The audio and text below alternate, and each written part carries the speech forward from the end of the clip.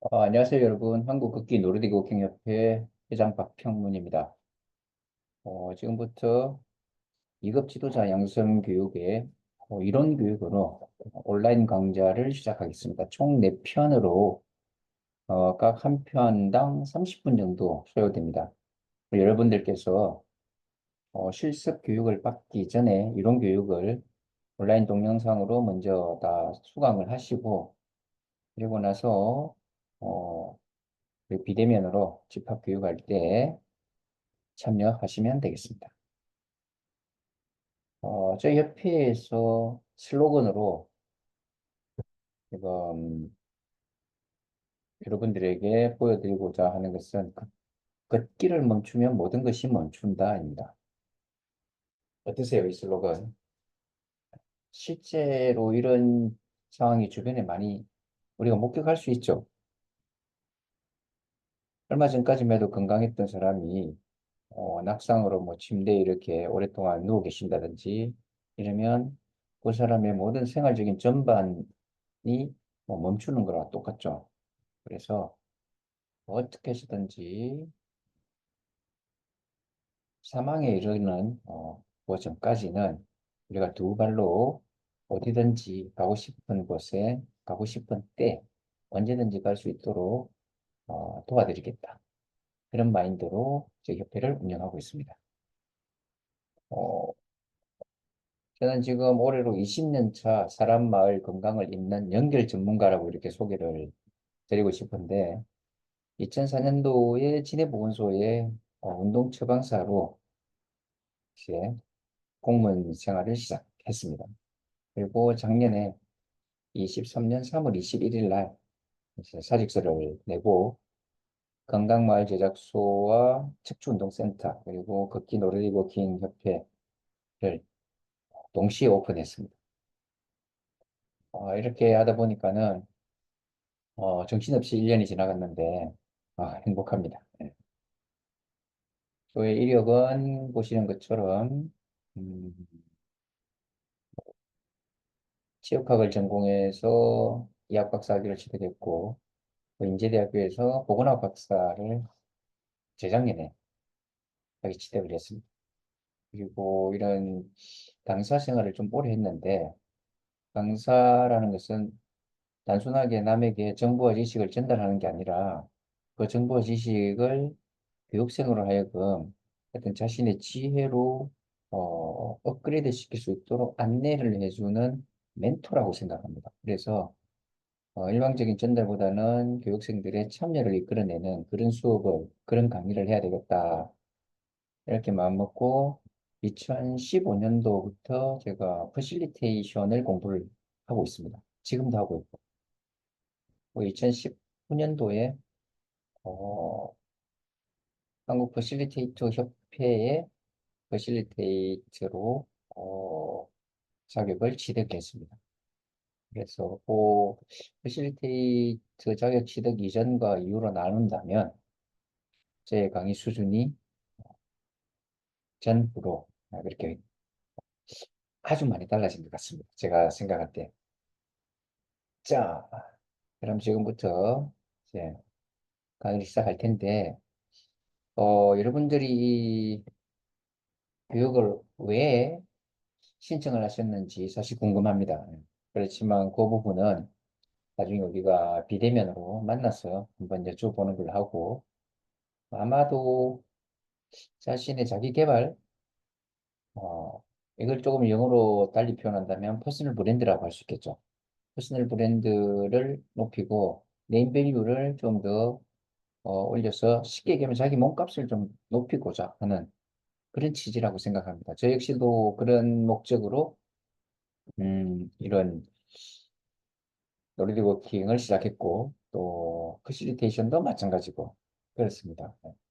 근데 제가 느낀 게 지금 배우는 것도 여러분 학습이죠, 학습. 학습이라는 것은 정보와 지식을 모으고 습득을 해서 그걸 지혜로 만들어낼 수 있을 때 여러분들의 퍼스널 브랜드에 영향을 미칠 수 있습니다. 단순하게 정보와 지식만 가지고는 나의 몸값을 올리기는 힘들다. 지혜로 다시 업그레이드 시키는 노력을 하셔야 되는데, 그게 뭐냐면, 노하우가 되겠죠, 노하우. 이렇게 자신만의 노하우를 쌓는 것은 계속해서 반복해서 자기가 몸소 실천하는 수밖에 없습니다. 그래서 학습에서 학, 배울 학은 머리로 하는 거고, 익힐 습은 뭘로? 머리가 아니라 내 몸으로 하는 거예요. 예. 그래서 머리와 몸이 같이 잘 융합됐을 때 나만의 노하우가 생기고 그 노하우를 가지고 여러분들의 콘텐츠를 만드는 거예요. 그게 퍼스널 브랜드입니다. 제 경우에는 2017년도에 장수는 위험하다라는 이제 책을 출간했습니다. 이게 한 10년 정도 보건소에 근무하면서 지역 주민들 대상으로 건강교육을 했던 걸 이제 원고들을 다 모아놓고 그걸 다시 한번 편집하고 조금 더 어, 가치 있는 정보로 지식으로 좀 업그레이드 시키는 그 과정을 거치면서 이제 지혜가 발휘된 거죠. 그래서 이렇게 책까지 나오게 됐습니다. 그리고 오른쪽에 있는 바로 워킹은 이제 보건소를 이제 퇴사해야 되겠다. 사직서 내고 나가서 창업을 해서 내가 하고 싶은 일을 해야 되겠다라고 마음먹었을 때 그때 저의 큰 콘텐츠는 걷기였습니다. 예. 그래서 보건소 나오기 전에 걷기 관련된 책을 한권 쓰고 나오자 해서 이렇게 바로 워킹이라고 하는 책을 출간하게 되었고 이 책에서 제가 소제목으로 달았던 게 걷기를 멈추면 모든 것이 멈춘다 라는 전문구입니다. 제가 전문구를 쭉 이제 적고 나서 아주 기뻤습니다. 그래, 내 마음에 쏙 드는 그런 문구였기 때문에 아주 좀 보람도 있고 지금 현재까지도 이 책은 기대 이상으로 잘 나가고 있습니다. 이렇게 콘텐츠를 만들고 그 콘텐츠가 많은 사람들에게 노출이 되고 하니까는 이제 방송국에서 저를 콜했습니다. 그래서 아주 감사하게도 생로병사의 비밀이라는 프로그램에 맨발 걷기로 그러면 생기는 일이라고 하는 그 프로명에 제가 걷기 강사로 출연했는데 작년 7월에 포항 영일대 해수욕장에서 이걸 촬영을 했습니다. 재밌는 것은 한 3시간 반 정도 촬영을 했는데 TV 화면에 나온 것은 한 1분 채 안 된 것 같아요. 그래도 지상파에 한번 제 콘텐츠를 이렇게 드러냈다는 거에 만족하고 감사하게 생각하고 있습니다.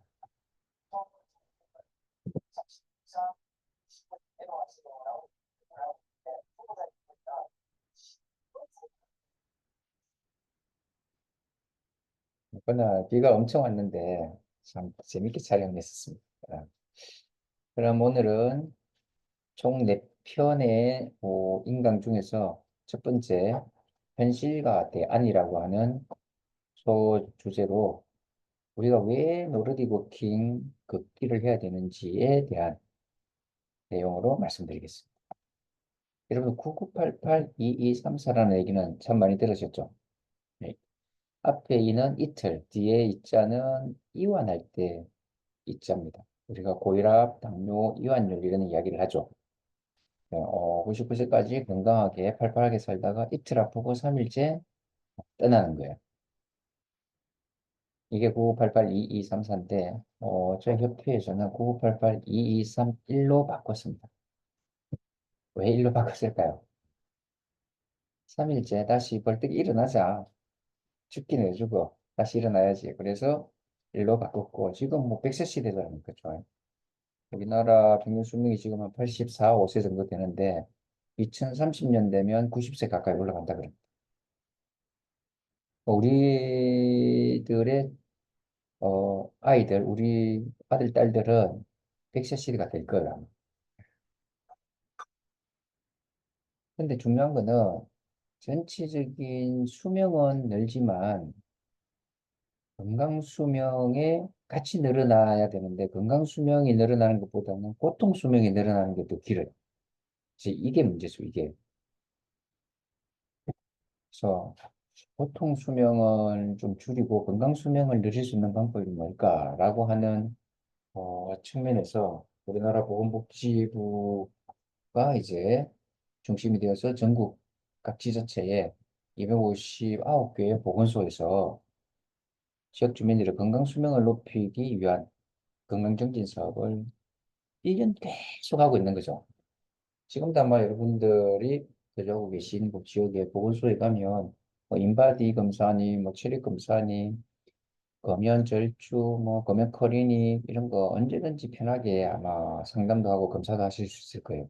거기다 우리 국민들의 건강 수명을 누리기 위한 하나의 방편으로 보건소가 어, 현장에서 지금 열심히 뛰고 있다 이렇게 보시면 됩니다. 저 역시도 작년까지만 해도 그런 일들을 정말 충실히 하고 있었습니다.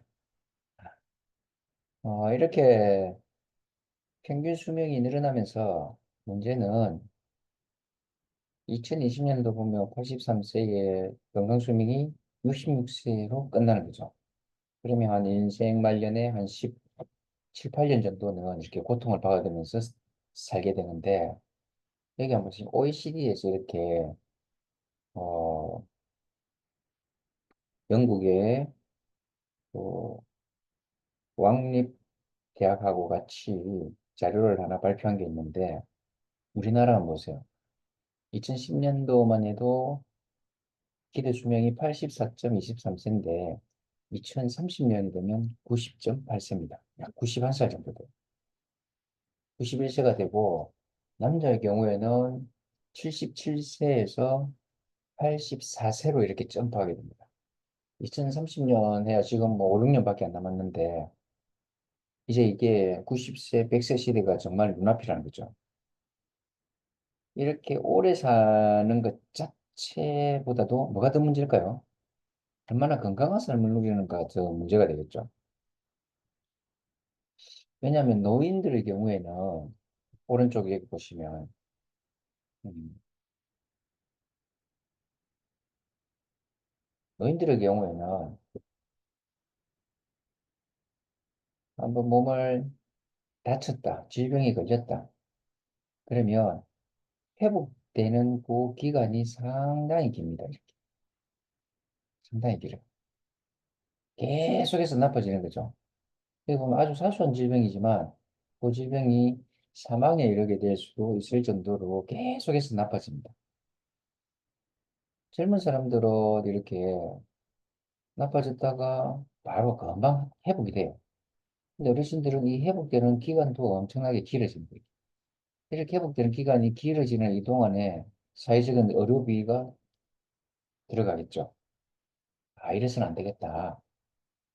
애시당초 노인들을 이렇게 사소한 질병으로부터 심각한 질병까지 사소한 질병으로 인해서 심각한 질병으로 이렇게 넘어가는 그 길을 차단해야 되겠다 해서 지금 엄청난 돈을 들이고 엄청난 인력을 양성하고 있다고 보시면 됩니다.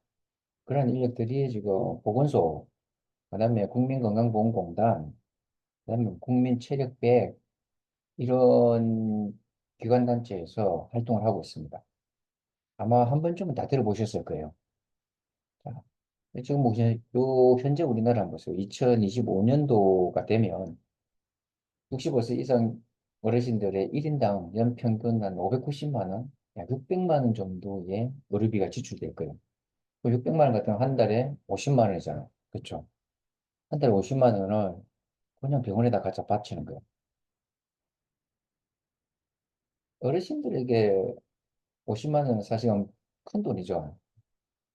근데 이게 2030년이 되면 760만 원으로 다시 점프할 거라고 예상을 하고 있습니다. 760만 원이면 거의 아닌데, 야, 60만 원 정도, 60만 원. 이 돈을 어르신들이 63만 원 정도 되는데 이 돈을 꼬박꼬박 병원에다가 갖다 바친다고 생각해 보세요. 어르신들의 삶의 질 자체가 아마 떨어지겠죠. 안 그래도 경제력이 많이 떨어져 있는데 그 갖고 있는 돈마저도 병원에 이렇게 갖다 바치니까요. 아마 삶의 질 자체는 엄청나게 많이 떨어질 거라라고 우리가 예상하고 할 수 있겠죠. 이런 상황에서 90세, 85세까지 산다고 생각해 보세요. 최소한 뭐 70살까지는 일을 한다고 해도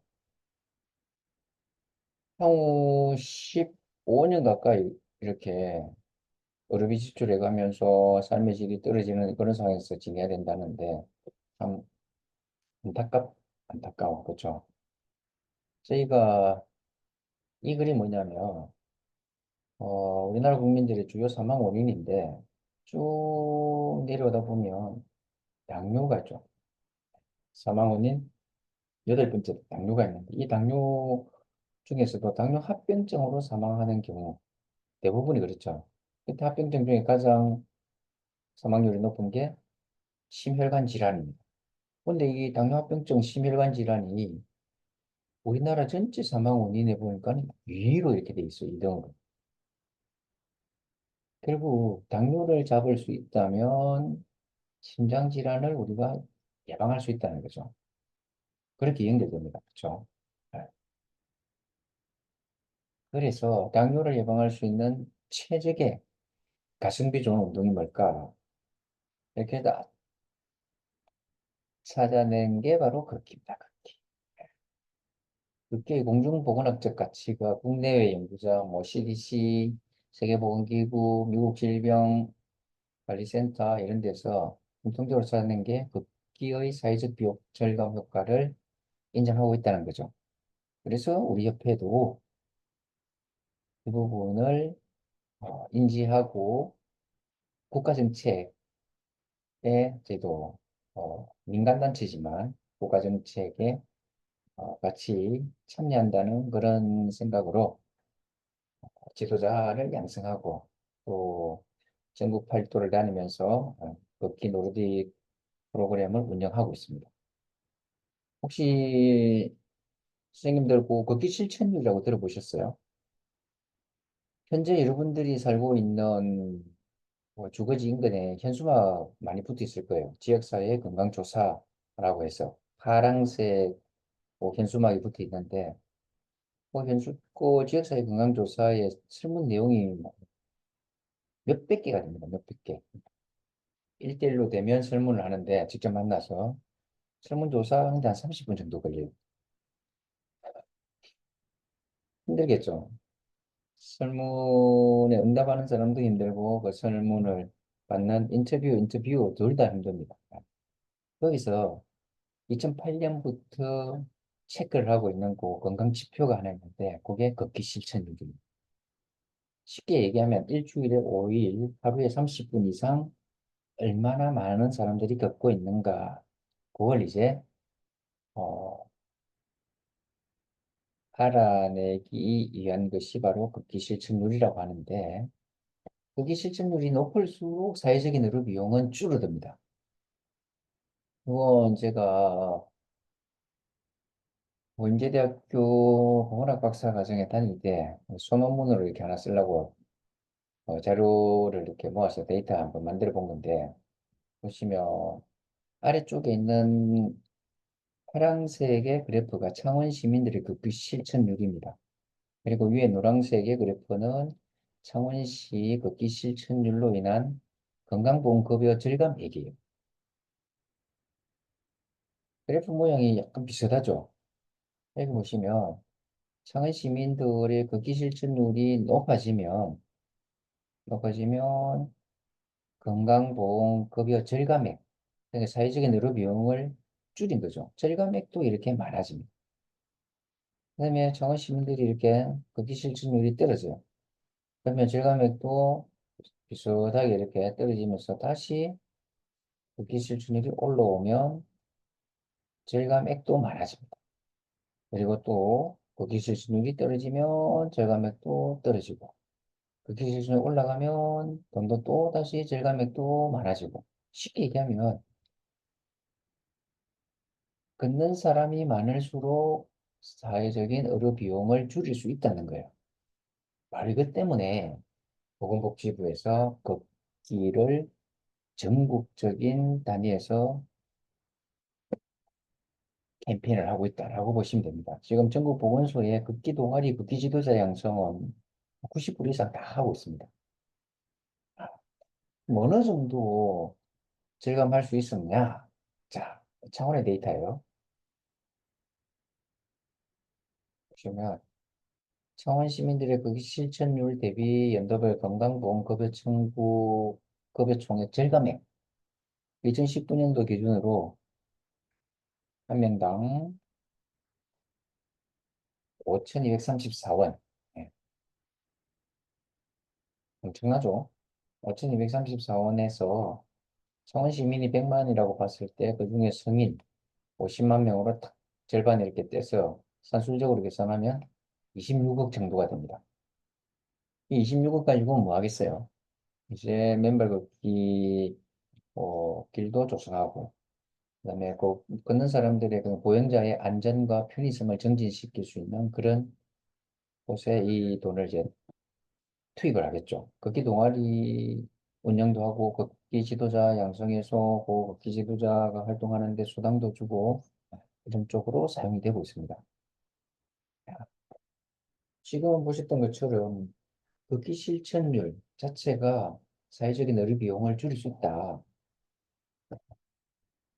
걷기가 그만큼 건강 유지 관리에 도움이 된다는 거죠. 이 현재 지금 2023, 4년도 이 지금 데이터를 670년 전에 허준 선생님이 이야기한 거하고 일맥상통합니다. 아, 동의보감에 보면 통적 불통이요 불통적 통이다 이런 문구가 하나 있어. 이게 23건의 동의보감을 관통하는 딱 한 문장입니다. 이게. 제가 생각할 때 통, 소통이 잘 되면 불통, 아픈 데가 없고 불통, 어딘가 막히면 통증이 오더라, 아프더라는 거죠. 이걸 두고 저는 내 몸 소통, 내 몸 불통 이렇게 이야기를 합니다. 여러분들이 생각할 때 내 몸 소통 중에서 가장 기본적이고 가장 중요한 건 뭐라고 생각하세요? 지금 그림 떠 있죠? 어, 혈액순환입니다. 혈액순환. 피가 잘 소통이 돼야지 나의 건강을 유지할 수 있습니다. 90% 이상의 질병들은 혈액순환이 잘 안 되기 때문에 나타난다고 그렇게 이야기를 하고 있어요. 자, 혈액순환을 하는 데 있어서 걷기는 어떤 역할을 할까? 자, 이 아이를 한번 볼까요? 이 아이가 가만히 누워 있으면 이렇게 편한데 뒤집어서 낮은 포복을 하고 높은 포복하고 뭔가 자꾸 짚고 일어서려 그러고 엄마 아빠 손을 잡고 걷다가도 엄마 아빠 이제 손 떼고 결국에는 자기 혼자 독립보행을 하죠. 아, 얘 입장에서 왜 이런 과정을 거칠까 이런 과정. 제 깐난 얘기도 머릿속에 알고 있어요. 내 스스로 일어나서 독립보행을 하지 않으면 나는 건강한 삶을 누릴 수 없다라는 거를 그걸 갖고 나옵니다. 우리 머릿속에 DNA 그걸 가지고 나와요. 자, 만약에 걷지 않으면 어떤 일이 벌어질까? 내 몸 소통에서 가장 중요하다고 얘기했던 혈액순환이 안 됩니다. 걷지 않으면. 여러분들 버스 타고 장거리 여행을 간다, 그렇죠? 그렇게 장거리 여행을 갈 때 한 2시간 정도 달리다 보면 휴게소 도착하겠죠. 그 휴게소 도착해서 내가 벗어났던 신발을 신으려고요. 그럼 발이 퉁퉁 부어가지고 신발이 잘 안 들어갑니다. 발이. 왜 그럴까요? 네. 발끝까지 내려왔던 피가 올라가지 못하고 발끝이 고여 있는 거예요. 근데 억지로라도 신을 신고 두세 걸음 걸으면 발에 붓기는 싹 빠집니다. 그러면서 좀 편안해지죠, 발이. 그다음에 또 한 가지는 내가 학교 다닐 때 애국조리를 했죠. 운동장에 전교생이 이렇게 모여가지고 서서 3, 40분 정도 전체 조리를 하고 들어갑니다. 그때 보면 꼭 쓰러지는 여학생이 한두 명 있어요. 그때 쓰러졌던 그 친구들이 요즘 동창회 이렇게 나가보면 더 건강해요. 아마 여러분들 주변에도 학교 다닐 때 이런 걸 보셨거나 아니면 또 내가 너무 쓰러졌다는 친구도 있을 거예요. 그러면 그 친구는 또 왜 쓰러졌을까? 조리한다고 가만히 세워놓으면 남학생들은 다리를 장단지를 꼼지락꼼지락 하면 피가 이렇게 올라옵니다. 심장으로 올라와서 심장에까지 올라온 피가 다시 머리로 올라가요. 근데 쓰러졌던 친구는 발끝까지 내려온 피가 못 올라옵니다. 장단지 근육이 약한 거예요. 그러니까는 심장으로 올라온 피의 양이 점점 줄어들겠죠. 거꾸로 얘기하면 머리로 올라가는 피의 양이 시간이 지나면 지날수록 머리에 올라가는 피의 양도 줄어듭니다. 그럼 피 안에 산소가 들었잖아요. 산소 부족으로 현기증이 와서 얘가 쓰러지는 거예요. 쓰러지면 발끝, 심장, 머리가 평행이 되죠. 그 피가 한 바퀴씩 돌고 나면 이 친구가 일어나요. 자, 이처럼 그러니까 다리를 움직이지 않으면 혈액순환은 절대 될 수가 없습니다. 여기서 한 가지 재밌는 게 나오는데 우리 사람의 그 모양을 보면 외모를 보면 눈 두 개, 콧구멍도 두 개, 귀도 두 개, 우리 손, 발, 다리 다 두 개. 안에 보면 콩팥 양쪽으로 두 개, 폐도 두 개. 우리 몸은 이렇게 좌우 대칭으로 되어 있죠. 그렇죠. 근데 심장은 기능적으로 봤을 때도 불리하게 위에 있어요, 위에. 내리갔던 피가 올라오려면은 심장 위에 있으면 불리하잖아요, 그렇죠? 근데 이 위에 만들어 놨어. 중력을 뚫고 피가 올라와야 되기 때문에 우리 몸에도 심장이 하나가 더 있습니다. 근데 이 심장이 옆에 있으면 소용이 없어요, 사실. 어디에 있어야 된다? 밑에 있어야 되겠죠. 위아래로 심장은 상하 대칭으로 만들어져 있습니다. 이 장단지 보세요. 잘 발달되어 있는 이 장단지는 심장을 뒤집어 놓은 모양하고 똑같습니다. 가슴 속에 있는 심장을 뒤집어서 장단지에 딱 넣어놓은 거예요. 이게 바로 제2의 심장 역할을 합니다. 지금까지 살아오면서 여러분들 본인 다리에 있는 제2의 심장을 보신 분 아마 없을 거예요. 예. 왜냐하면 그 장단지가 이렇게 강력한 심장 역할을 한다는 것을 우리가 어릴 때부터 교육을 받았다면 장단지를 관리하고 장단지를 튼튼하게 만들려고 더 애를 쓸 거예요, 아마. 왜냐하면 제가 제 심장이 있기 때문에 당연하죠. 또 장단지 근육이 약해지면 약해질수록 혈액순환은 안 되게 되어 있습니다. 근데 우리가 무한정 저 장단지 근육을 저렇게 단단하고 튼튼하게 평생 가질 수는 없죠. 보통 우리 몸의 근육은 40살부터 해가지고 조금씩 빠져나가기 시작합니다. 자, 이 그림을 보면 장단지 근육이 어떻게 심장으로 피를 올려보내는지 잘 보여주고 있습니다. 동맥은 이렇게 보면 심장에서 피가 나오는 동맥은 뻥 뚫려 있어요. 다 보입니다. 이렇게. 근데 정맥은 안 보여요. 이렇게 막혀 있습니다. 여기 보면 여기 밸브 있죠.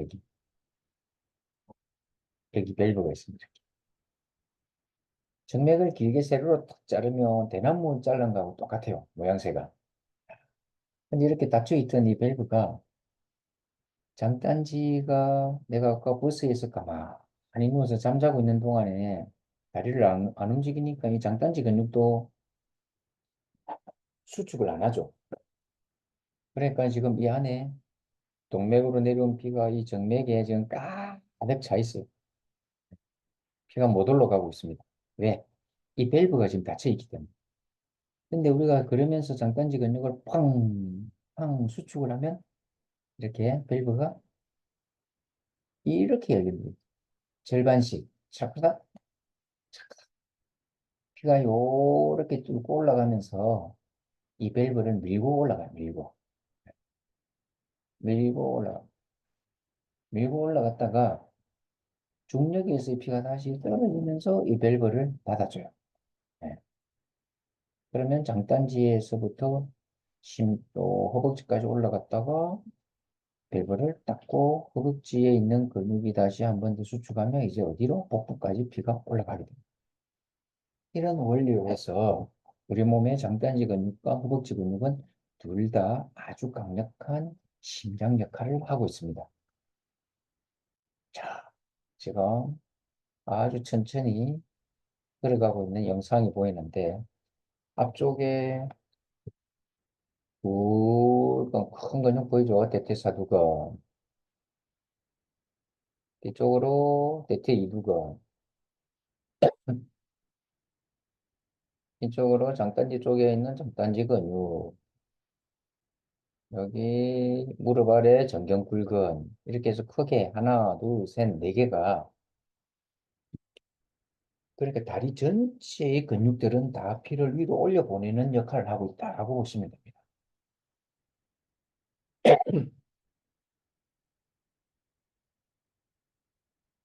그런데 아쉽게도 이런 근육들이 나이 40을 기준으로 해서 이렇게 빠지기 시작합니다. 나이 70대가 되면 이런 모습이겠죠. 근데 이건 운동을 하지 않고 그냥 자연적으로 빠져나가는 경우의 이 정도다라고 보시면 됩니다.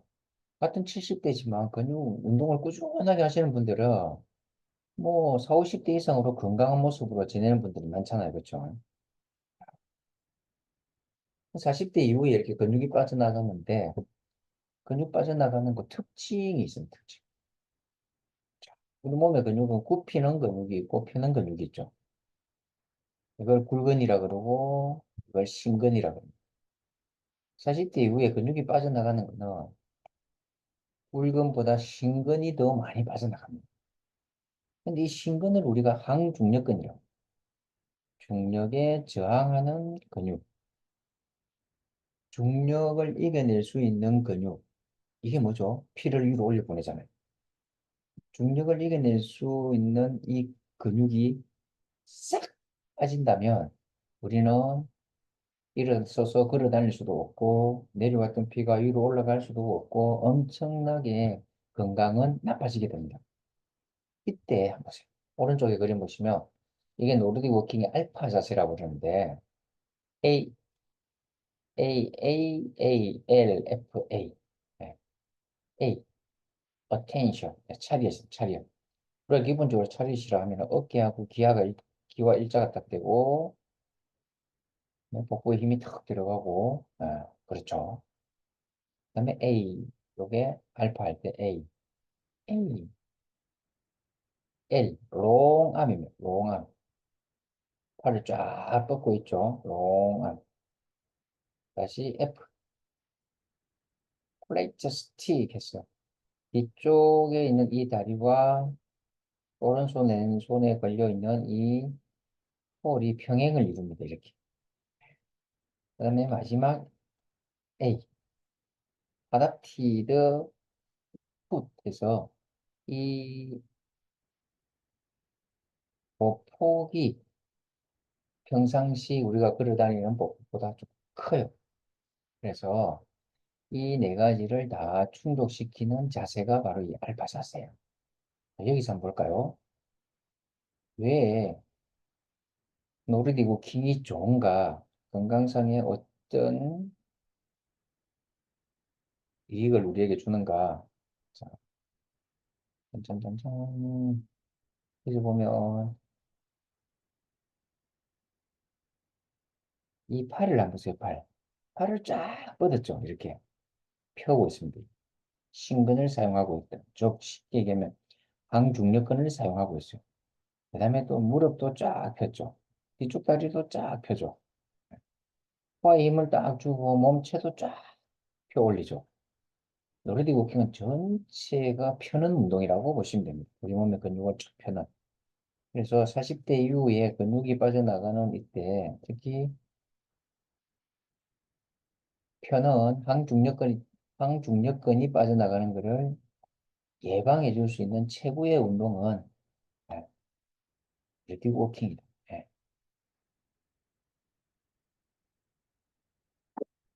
우리 몸에서 전신의 한 40% 정도는 근육이, 40%가 근육으로 이렇게 이루어져 있는데, 이 근육의 70%가 바로 어디? 다리에 있습니다, 다리.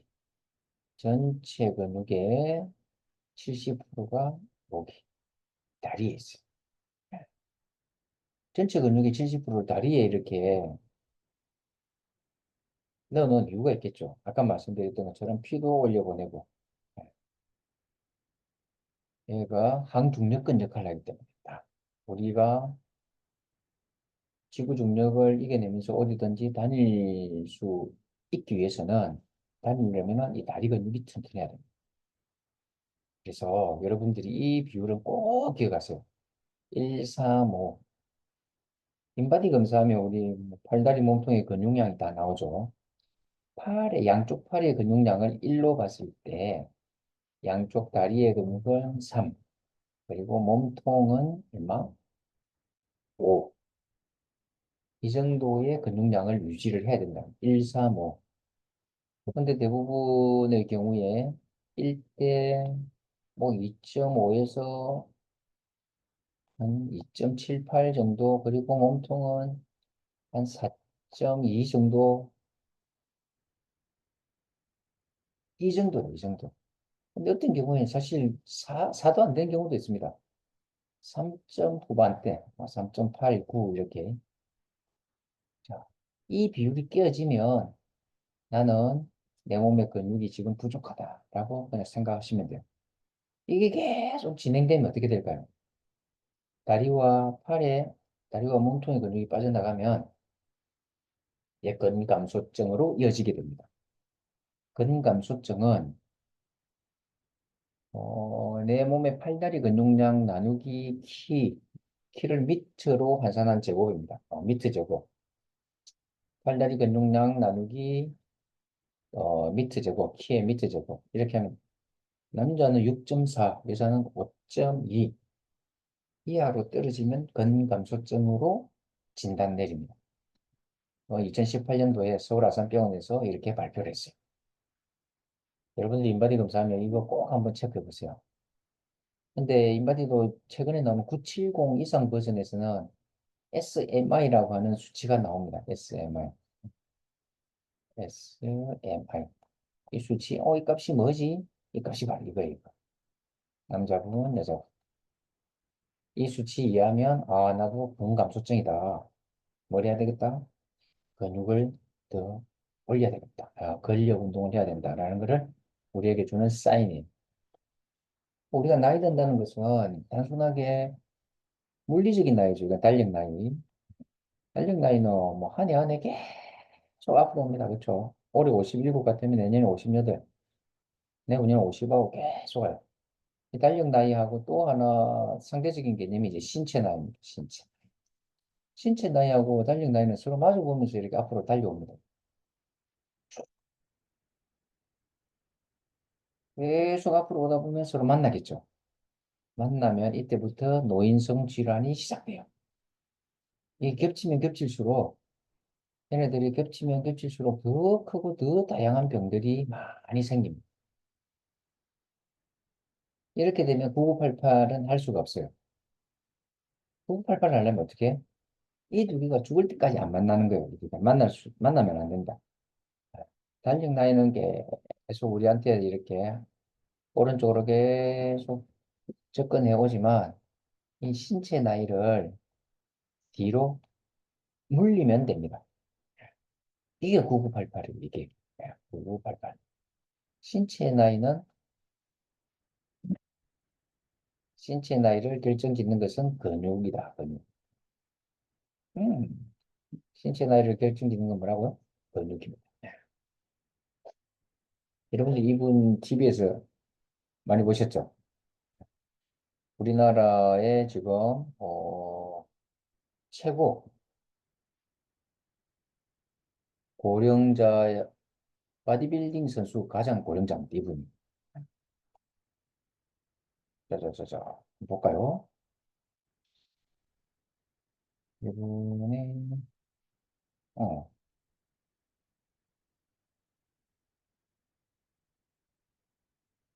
자, 우리나라에서 인생을 성공한 사람이라면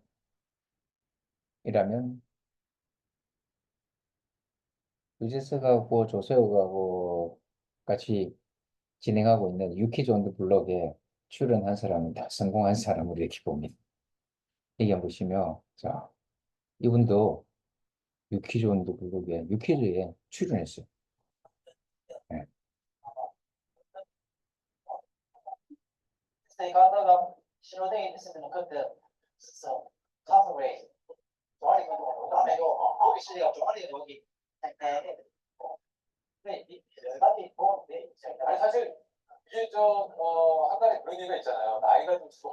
88세, 예, 88세 근육쟁보소.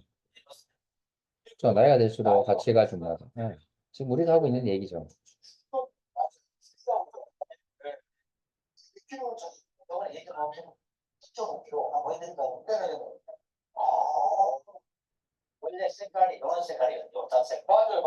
맞아요, 맞아요. 아, 이걸 감으셨구나, TV로.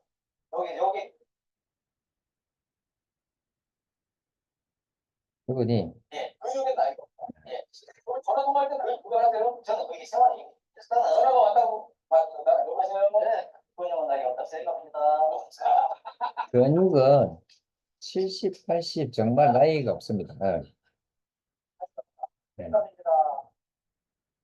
근육은 우리가 계속 자극을 주면 얼마든지 다시 강화될 수 있다는 거. 네.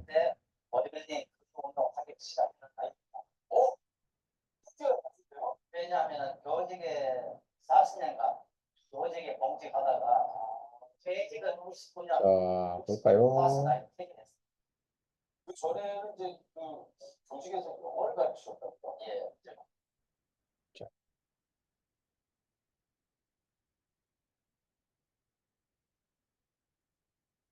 그리고 아까 봤던 우리 이 부분이죠, 이 부분.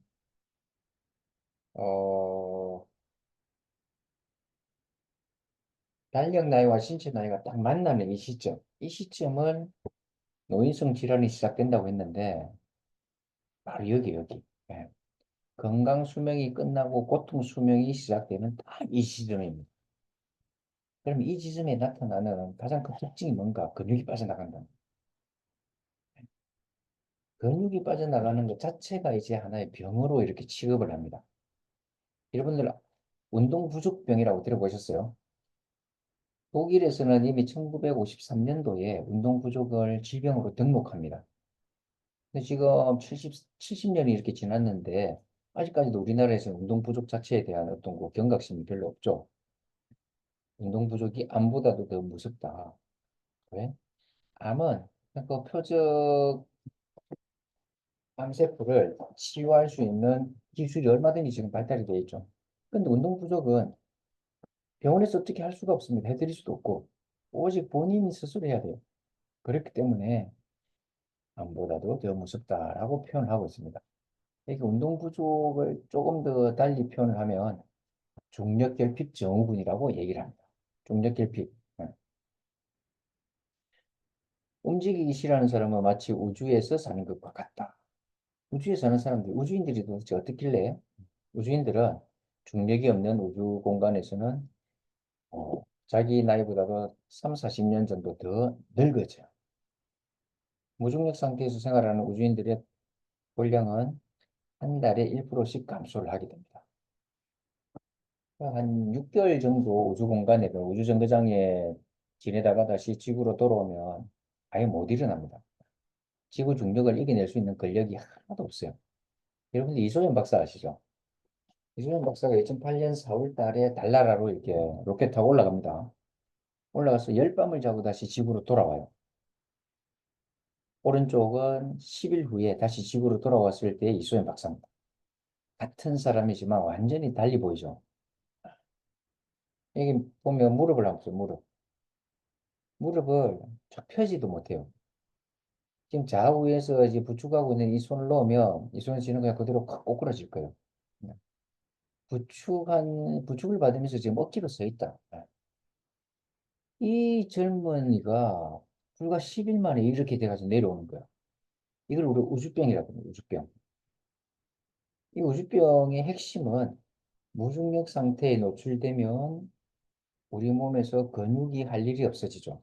그러면 근육은 내가 주인님 몸에 있을 필요가 없네. 싹 빠져나갑니다. 아, 이 사람들은 6개월 이상 정거장에 있던 사람들이 못 일어나죠, 이렇게. 이 상태로 그냥 짐 옮기듯이 앰뷸런스에 싣고 그냥 그대로 병원에 들어가서 재활 운동을 시작해요. 움직이지 않으면 근육은 빠져나간다. 근육이 빠져나가면 중력이 있는 지구에서는 살아가기가 힘들다. 이게 키포인트입니다. 중력과 근력의 관계를 우리가 이해를 해야지 걷기의 가치를 볼 수가 있습니다. 걷기 지도자, 어? 뭐 크게 와닿지 않는데, 뭐 매일 우리가 걸어 다니는데 걷기를 가르치는 사람, 걷기를 가르치는 사람의 이상으로의 가치가 있다. 예. 자, 이 그래프는 FFM이라고 되어 있죠. 프리팻 매스라고 해서 우리 신체의 체중에서 지방을 제외한 팻 프리, 예, 지방을 뺀 매스, 무게예요. 이걸 제지방이라고 합니다. 제지방. 지방을 제외한 무게, 제지방량인데 쉽게 얘기하면 그냥 내 몸의 근육이라고 보시면 돼요. 자, 핑크색으로 이렇게 쭉쭉쭉 빠지기 시작합니다. 남자분들은 기울기가 이렇게 빠져요. 근데 여자분들은 나이가 50대면 갑자기 쑥 떨어지죠. 여자분들 도대체 이 나이 50에 왜 이렇게 떨어질까요? 여기에 폐경이 오죠, 폐경. 여자분들. 나이 50에 폐경이 오는데 이 폐경이 꼴 근육이 빠져나가는 시점이다라고 보시면 됩니다. 어떻게 보면 이제 건강 수명에서 고통 수명으로 접어드는 첫 번째 관문이 바로 여기예요. 이 타이밍을 어떻게 건강하게 이렇게 잘 넘길 것인가. 거기에 나의 노년의 건강 수준이 달려 있다라고 보시면 되겠습니다. 자,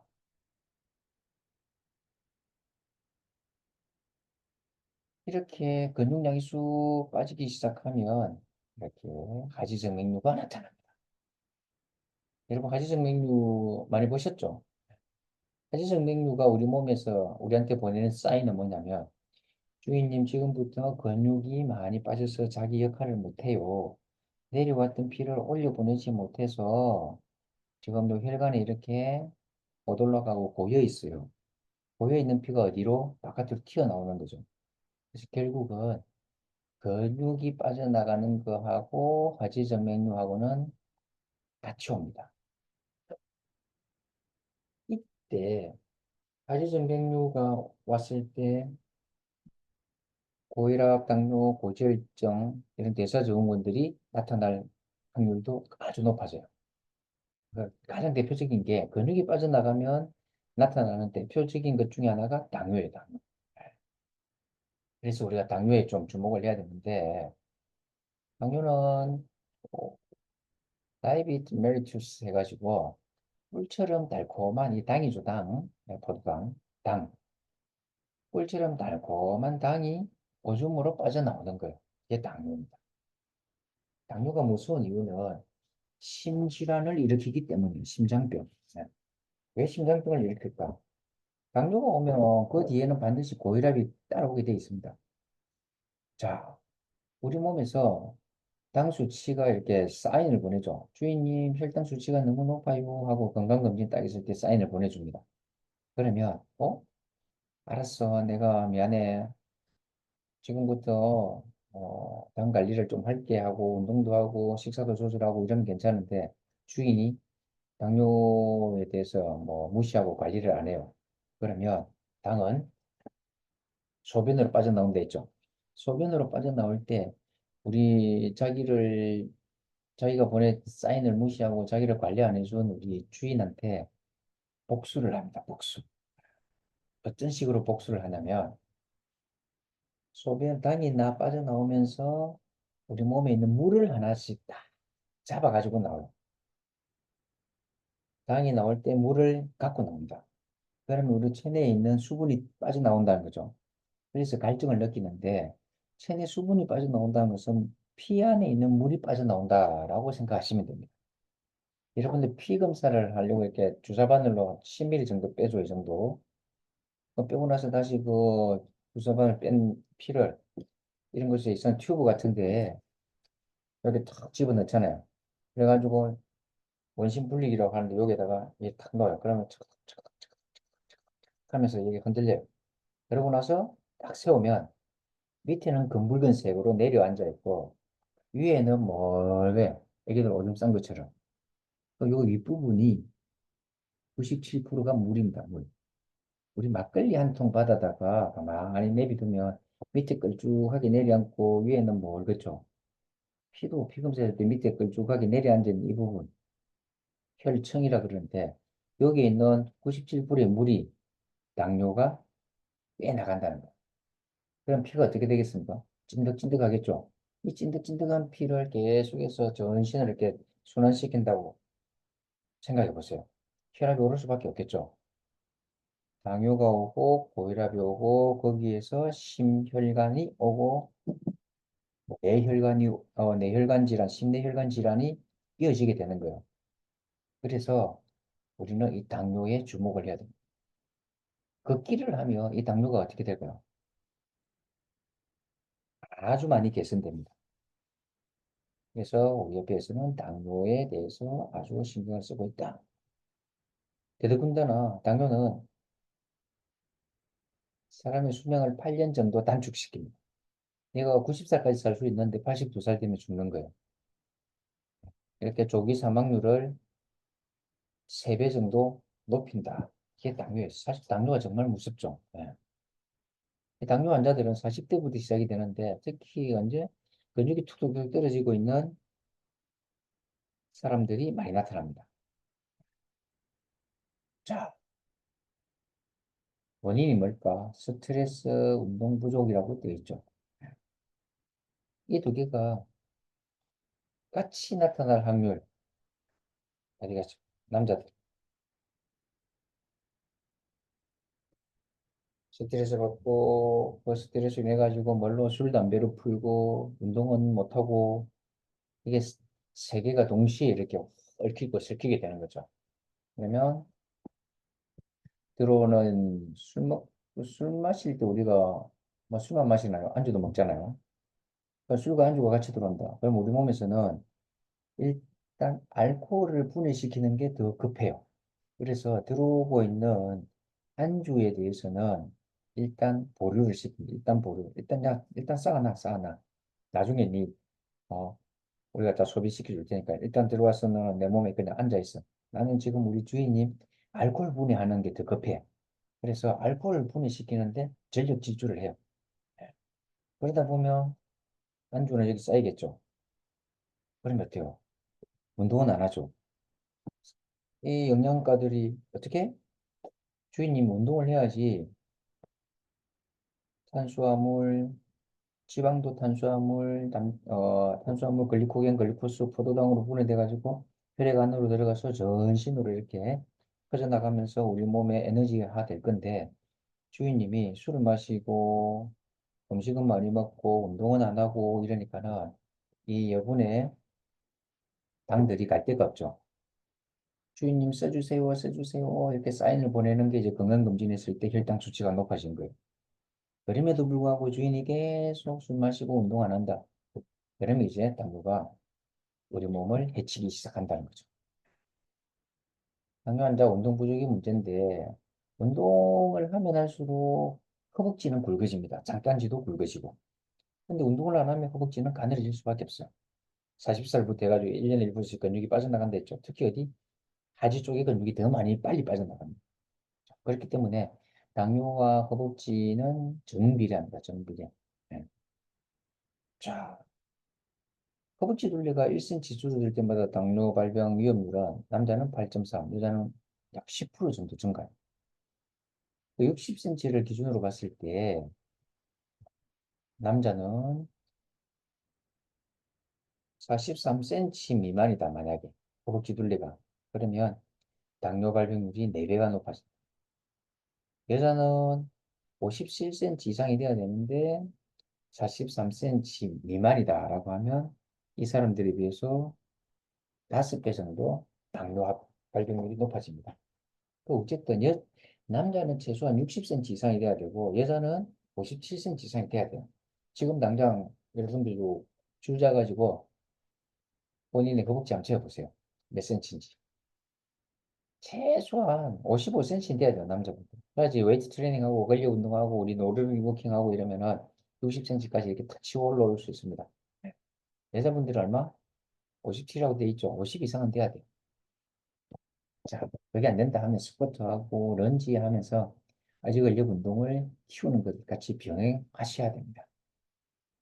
이때 좋은 게 이제 나중에 우리 실습 시간에 배우게 될 건데, 같이 하게 될 건데, 탄성밴드 운동이 아주 좋아요. 탄성밴드 운동, 예, 세라밴드 운동이라고도 하죠. 실습할 때, 제가 아주 제대로 가르쳐 드릴게요. 예, 기대하셔도 좋습니다. 자, 가로가 있는데, 자, 근육과 지방의 비율은 건강과 신진대사 균형에 영향을 미치는 가장 큰 요소다. 근육을 잃으면 미토콘드리아를 잃게 되고 신진대사 속도가 느려집니다. 자, 병이 오는 이유가 이거예요. 근육을 잃게 되면 미토콘드리아를 잃게 되고 미토콘드리아가 우리 몸에서 빠져나가면 신진대사가 느려집니다. 신진대사는 뭐냐면 우리가 먹는 음식들 있죠. 그 음식 속에 영양분이 있고 산소가 있잖아요. 이걸 만들어내는 속도예요. 이걸 빨리빨리 만들어내면 쉽게 얘기하면 이 미토콘드리아는 에너지를 만들어내는 공장이다. 이 공장이 빵빵빵빵빵빵빵빵빵 잘 돌아갑니다. 잘 돌아가면 건강에는 아무 이상이 없어요. 근데 이 공장이 비리비리하게 가다가 멈추고 그러면 이제 건강에도 안 좋은 신호가 오게 되는 거죠. 이렇게 만들어내는 영양분과 산소 공급하는 이 속도가 좋아지고 이렇게 만들어낸 영양분과 산소를 어디로? 전신으로 보내야 되겠죠. 이 전신으로 보내는 역할을 하는 게 바로 혈액입니다, 혈액. 그래서 혈액순환이 중요하다는 거예요. 자, 미토콘드리아 숫자를 늘리는 가장 좋은 방법은 이미 존재하고 있는 미토콘드리아의 기능을 향상시키는 것이다. 이건 뭘까? 미토콘드리아 숫자를 늘리는 가장 좋은 방법은 운동입니다, 운동. 그래서 운동 이꼴 건강정진. 운동은 근육량을 높이고 혈액순환도 좋게 하고 산소 섭취량도 많아집니다. 그래서 미토콘드리아의 질적, 양적으로 좋아지게 되죠. 그럼 당연히 건강 수준이 좋아지겠죠. 예, 미토콘드리아를 많아지게 해주는 좋은 운동이 바로 근력 운동이에요. 그래서 근력 운동을 할 때 당을 예방할 수 있다. 근데 근력 운동은 우리가 일반적인 그냥 일반 보행, 이거는 근력 운동이라고 하기에는 조금 무리가 있습니다. 아예 근육을 사용하지 않는 건 아니죠. 근육을 사용하지만 근육이 빠져나가는 것을 유지는 해줍니다. 잡아는 줄 수 있어요. 예, 걷기 운동이. 근데 올리지는 못합니다. 이렇게. 근데 노르딕 워킹은 근육량을 올릴 수가 있습니다. 그래서 일반 보행보다 노르딕 워킹이 근력 운동에 효과가 있다라고 이야기를 해요. 어쨌든 이렇게 근력 운동을 하게 되면 토탈 콜레스테롤, 중성지방, 나쁜 LDL 콜레스테롤은 떨어지고 LDL 콜레스테롤을 치우는 청소부 역할을 해주는 HDL 콜레스테롤은 좋아지죠. 그리고 골격근의 양도 좋아지고 유연성, 해방성도 좋아지고 이러니까는 상해 예방도 되고 전체적인 신진대사율이 좋아지면서 인슐린 민감성도 좋아집니다. 네. 쉽게 얘기하면 췌장에 랑게르 한스섬에서 만들어내고 있는 인슐린을 우리 근육세포에서 잘 받아들인다는 거예요. 잘 받아들인다는 얘기는 피 안에 흐르고 있는 포도당을 잘 받아들인다. 그러면 근육이 점점점점점점 이 근비례가 되면서 몸의 신진대사가 빨리빨리 되고 모든 기능들이 원활하게 잘 돌아갈 수 있다는 거예요. 뭐가? 근력 운동이 그런 역할을 해줍니다. 자, 정리를 하면 당뇨 환자들한테 우리가 운동을 권하는 이유는 이 수축만으로도 인슐린 감수성을 높일 수 있다는 거예요. 예. 그래서 당뇨 환자에게는 움직이는 것 자체가 약입니다. 약. 움직이는 것도 어디에? 오르막보다는 내리막이 좋다는데. 이건 오스트리아 그 대학의 연구팀이 미국 심장학회에 발표한 내용입니다. 평소에 운동을 잘 안 하는 45명을 스키장 슬로프 있죠. 거기에 일주일에 3번에서 5번 정도 8주 동안 오르락 내리락 시킨 거예요. A그룹은 올라가는 팀이고 B그룹은 내려오는 팀. 올라가는 운동을 했던 팀은 토탈 콜레스테롤하고 중성지방이 떨어졌어요. 콜레스테롤 쪽에 영향을 미친다는 거죠. 근데 이제 요거는 올라갔던 팀이고 저 위에서부터 내려갔던 팀, 이제 B팀은 내단능 장애가 개선된다. 내단능 장애가 개선된다는 게 피 속에 흐르고 있는 당을 근육세포에서 잘 섭취한다는 거예요. 쉽게 얘기하면. 예. 내리막은 익센트릭 엑서사이즈 해가지고 신근을 사용한 신근, 뻗는 운동이죠. 내려올 때 근육은 뻗어지고 넘어지지 않기 위해서는 근육이 브레이크 역할을 하겠죠. 이렇게 한 걸음 한 걸음 신속 정확하게 브레이크를 딱딱 잡아주는 이때 쓰이는 근육이 속근이라 속근. 근육은 속근이 있고 지근이 있습니다. 속근은 이렇게 근파워 이렇게 순간적으로 쓰이는 축구 선수들 뭐 전력 질주하고 100m 선수 전력 질주하고 이럴 때 쓰이는 근육이 속근이에요. 그 지근은 마라톤처럼 장시간 오랫동안 저강도로 쭉 계속 움직이는 것을 지근이라고 지근. 여기서 오르막 내리막을 내려올 때는 순간순간 브레이크를 잡아야 되니까는 이제 속근이 사용되고 이 속근을 에너지로 하는 속근이 운동을 할 때 사용될 때 에너지원은 바로 탄수화물입니다. 이 탄수화물이 글리코겐, 글루코스, 포도당으로 분해되죠. 그러면 자동적으로 피 안에 있는 이 포도당 수치, 혈당의 수치는 떨어지게 됩니다. 그래서 당뇨 환자를 위해서는 오르막보다는 내리막이 좋습니다. 라고 해요. 자, 그다음에 당뇨의 또 다른 관점이라고 되어 있는데 이거는 이제 일본에서 이야기하는 겁니다. 시루가 케루 해서 뭐냐면 엉덩이, 허벅지, 장단지, 이 하반신이죠. 이 하반신에 있는 근육들이 약해지는 걸 시루가 케루라. 이 시루가 케루가 오면 당뇨가 오고 낙상이 옵니다. 아주 무섭죠. 그래서 노화는 어디서부터 온다? 다리에서부터 온다라는 말이 바로 여기에 해당된다고 보십니다. 낙상이 왜 무서우냐면 실제로 중앙일보에 한 십수년 전에 기사 나온 게 있었어요. 그때 제가 보건소에 근무할 때 그걸 스크랩해서 경로당에 이렇게 경로당이나 노인대학에 강의 갈 때 아주 좋은 자료로 그걸 활용을 했었는데 자, 낙상되면 일단 뼈가 부러진다. 그러면 이렇게 장기 와상 상태로 들어가겠죠. 수술 후에 그냥 침대에 누워 있어야 돼요. 그러면은 근육이 빠져나가기 시작합니다. 그러면 체액과 혈액이 팔다리, 몸통, 그러니까 말초 쪽으로는 안 가요. 몸통에 있어요, 몸통이. 왜? 말초 쪽으로 가면 못 돌아오니까. 돌아오는데 걸리는 또 시간 오래 걸리고. 그래서 일부러 얘네들이 저 팔다리 멀리 쪽으로 안 갑니다. 몸통에서만 돌아요. 몸통에서 이렇게 계속 도이게 되면은 몸통에 뭐가 혈액과 체액이 쌓이게 되겠죠. 그러면 보세요. 심장으로 빨리빨리 돌아옵니다. 이 피가. 그러면 심장이 가부화되고 심박수가 빨라지고 심부전이 오는 거예요. 그 몸통에 또 체액이 쌓이면 호흡 근육이 제대로 움직일 수가 없어서 기침을 해도 좀 시원시원하게 힘있게 이렇게 기침을 못합니다. 그러니까 가래가 이렇게 우리 요 안에 쌓이게 돼요. 그러면 폐렴이 오고 이 가래가 배출이 안 되죠. 그러면 나중에 결국 폐혈증으로 2달 만에 2사람 중에 1명이 돌아가시게 됩니다. 왜 낙상이 무섭습니다. 낙상. 근데 낙상하더라도 뭐 설사 넘어지더라도 골절이 안 되면 돼요. 골절. 문제는 골절입니다. 골절. 그러면 넘어졌는데 낙상으로 넘어졌는데 어떤 사람은 골절이 되고 어떤 사람은 염자로 끝나요. 그 차이가 뭐냐면 유연성입니다. 몸이 얼마나 발목이 얼마나 부드러운가에 따라서 뼈가 부러질 수도 있고 그냥 염자로 끝날 수도 있고 예. 그래서 유연성이 아주 중요한 체력 요소 중에 하나다.